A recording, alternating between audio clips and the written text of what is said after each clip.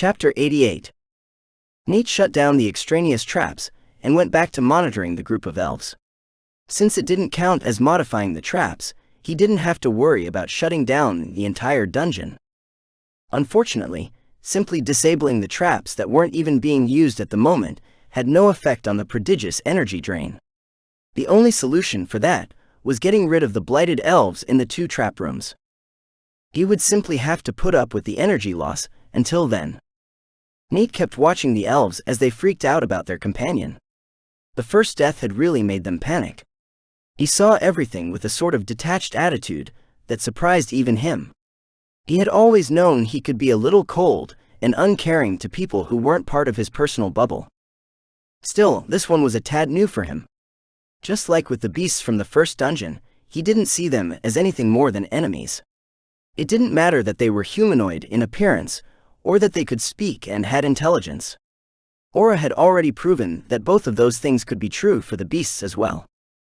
Besides, the dungeons had taken out cultivators a few times, and he hadn't cared about them either. Sometimes people were no better than trash, and didn't deserve to be treated any better either. Nate was a very firm proponent of the golden rule. Treat others as you wish to be treated.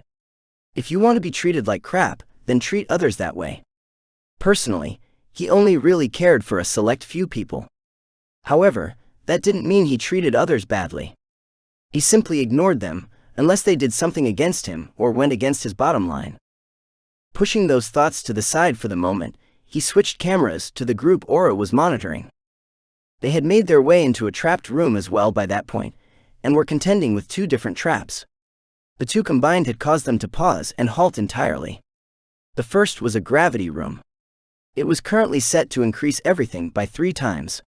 It could be an excellent training resource if you were a certain spiky-haired, orange GI-wearing meathead. To everyone else, it was enough to send them crawling to the ground in desperation. The enhanced gravity was only the first of the traps in the room. The second was the railgun. Once everyone was on the ground and barely moving, the railgun could take its sweet time charging and aiming for each shot. The electromagnetically charged shots fired small metal discs, and each shot shook the room. Self-cauterized holes could be seen in each of the blighted elves, and he made a note to turn down the power on the railgun. The trap was effective, but it was another energy-sucking room. It had been somewhat easy to create certain items from his memories for the dungeon. However, the more outlandish they were, the more energy they needed to operate. The cost for the gravity room, for example, was exorbitant. As far as he knew, that had never been done outside of anime and television. The railgun, on the other hand, while still expensive, had actually been something real. The Navy had several working models of the idea. The point was that if he stuck with items that had actually existed, it would bring the energy cost down a small amount. However, having the Dungeon Corps start researching all the tech items is what would really make the difference. Aura's group was quickly wiped out, and he went back to watching his original group. He was just in time to see one of them dive in between the 3 lasers. The elf in question was close to making it through cleanly, before he clipped the heel of his boot on the beam of light at the last second. A solid chunk of the boot's heel was sliced off and fell to the ground. Outside of that one slip-up, the man made it through without a problem. He did thoroughly inspect his foot to make sure that everything was still attached afterward. As soon as he was done with that, the remaining 8 members of the group each took their turn, jumping through them as well. In the end, the trap room that was sucking up his energy reserves like nobody's business had only managed to eliminate one of the blighted elves. The other trap room, while also expensive energy-wise, had been far more effective, and had even performed quicker. He made a note of it and kept watching the elves. The first few runs through the new dungeon were more for information gathering than anything else. They were all about learning what did and didn't work. In this case, he had learned that the lasers worked great to keep the elves inside the room. However, he would need to rethink everything else. In the corridor past the room, the blighted elves were talking again. Their hands were waving about in the air, and it didn't take a linguistic genius to understand what the looks on their faces were all about. They were frustrated and even a little scared. They had gone through the portal, expecting to end up in the wilds of Earth, not wherever and in whatever this place was. Things had changed, and they were trying to come up with a new plan for how to go through the area. The plan they eventually settled on was one that involved sacrificing the person at the front of the group each time.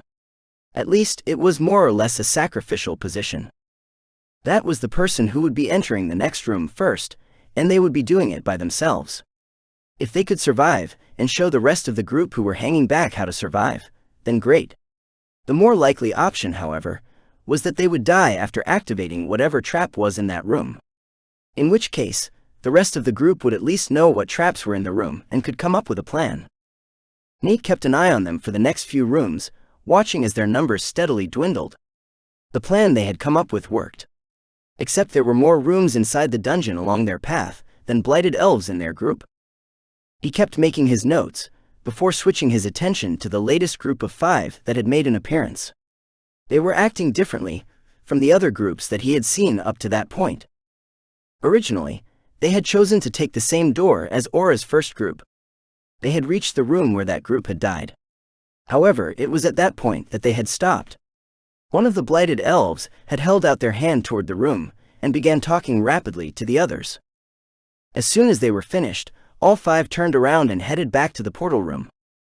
From there, they chose the third door, the one that hadn't been chosen yet by any of the other groups. The elf who had saved the group before was now in the lead, and appeared to be acting as some sort of detector for them. A rather useless endeavor, since they were still in the corridor that Nate treated as a safe space, not that they would know that. Nate kept his eyes on that particular elf, as the androgynous figure stopped everyone in front of the new room, and tilted their head.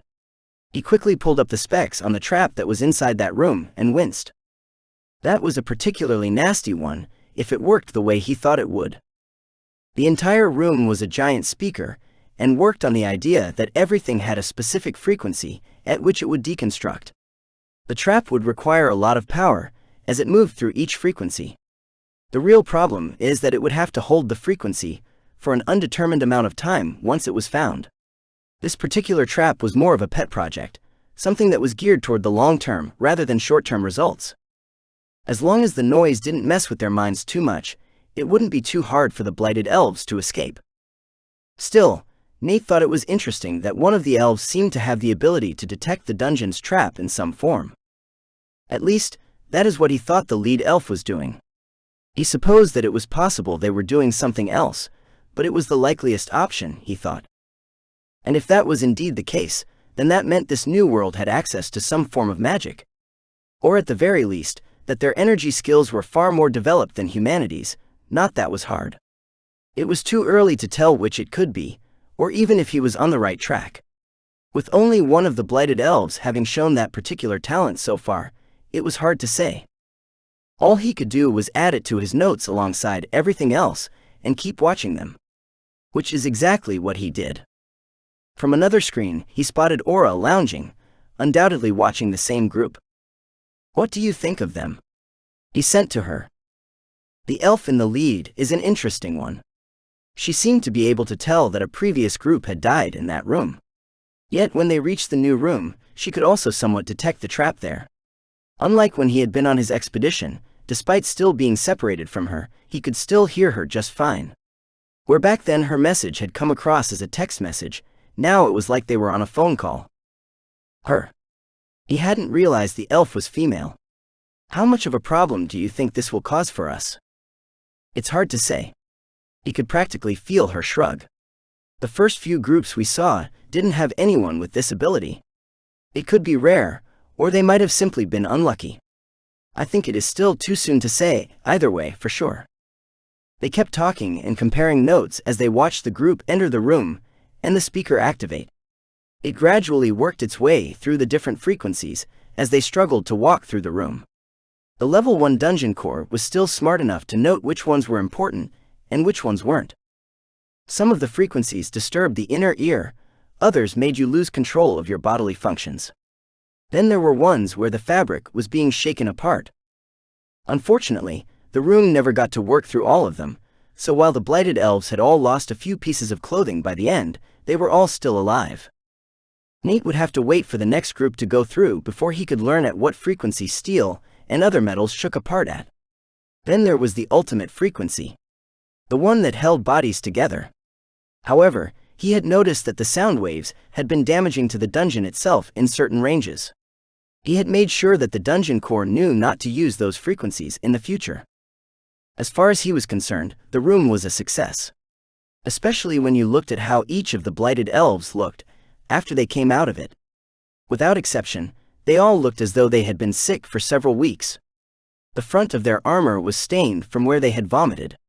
Not to mention that each of them was walking funny, as their pants had a distinct sag under their rears along with a slow creeping stain. The room may not have killed any of them, but it had most certainly made an impact on them all. The group didn't even dare to sit down, and simply leaned against the wall of the open corridor for several minutes.